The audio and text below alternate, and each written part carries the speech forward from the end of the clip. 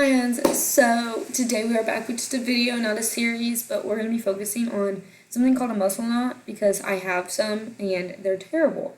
So I've been sitting here trying to figure out what they are, why they happen, so on and so on because, oh my goodness. I have a meet in about 2 weeks. Yeah. So this is going to be fun to figure out. And I've been going to the trainer for the last month and it has not helped. And it's just been getting worse. But I'm going to tell you the activities I do to kind of explain why these are happening. But I am a pole vaulter. I spot at my job I coach. I'm a substitute teacher. I'm always moving around, doing things, helping students. And I'm a cheerleader here. So it's a lot. And that's fine. I'm not complaining, but it just is a lot. When I pole vault, this is my plant arm. Obviously, you guys should know this now after watching the series, but this is my plant arm. This is the arm we do a lot of our cheers with. Literally, all of our cheers is this arm because it's dominant. I spot with this arm because it's dominant. And, I write with this hand. It's dominant. Which arm do you think is hurt? This one right here. It's my back. I also lift as well, so that's not helping anything. But it hurts when I breathe. But muscle knots, I guess, are not actually muscles that are knotted. Because I was always confused. They were like, you have a muscle knot. I was like, what does that mean? Does it mean I'm literally tying my muscles up? Why? What does this mean? No, it doesn't actually. So let me actually look it up and see if I can show you what it looks like, because I wouldn't be able to explain it. Muscle knot picture. Let's see if this comes up. Okay, so this is actually what happens to your muscle fiber. It inflames, okay? So it says stretched muscle fiber, contracted knot, healthy muscle fiber. So yeah, it's just kind of showing you this is the straight line is the healthy muscle fiber, the other one is contracted. And you're supposed to massage them out, which I don't really understand because it doesn't make any sense to me, but that's okay.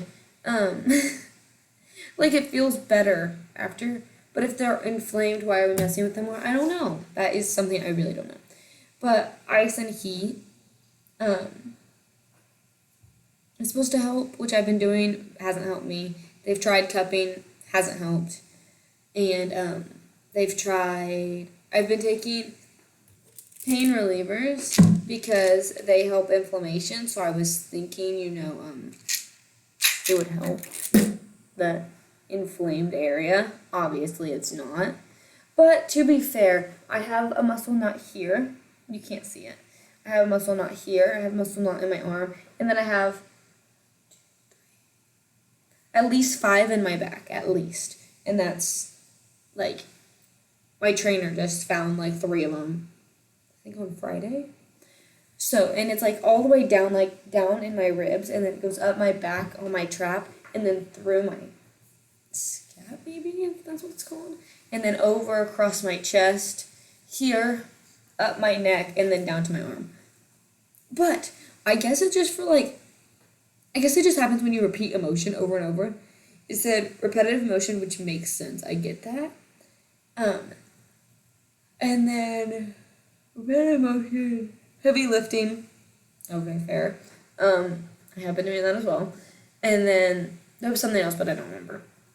Oh, repetitive motion, heavy lifting. I'm like, okay. Yeah. Oops. But I'm like, how do I get this fixed? Because the massage isn't working. The pills aren't working. The ice and heat are not working. The stretching, I've literally stretched every single day, at least, probably 4 times a day. Not working.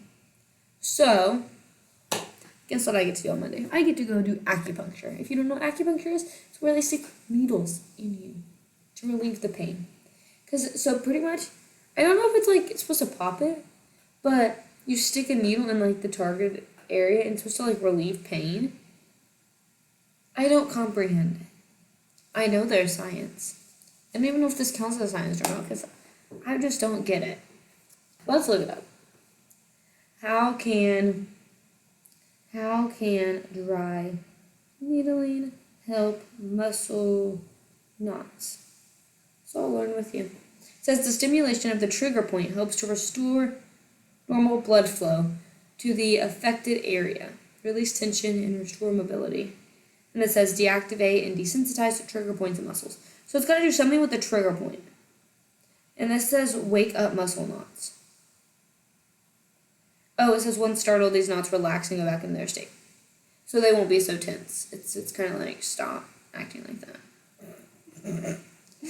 But, and oh, this is a good thing though. It says what not to do after dry needling. It says do not use cold treatments for the soreness.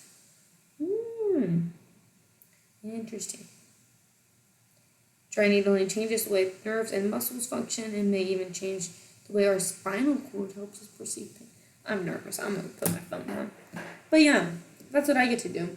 And I guess muscle knots are they're not actually knots. That is something that it counts in science journal because we learned something.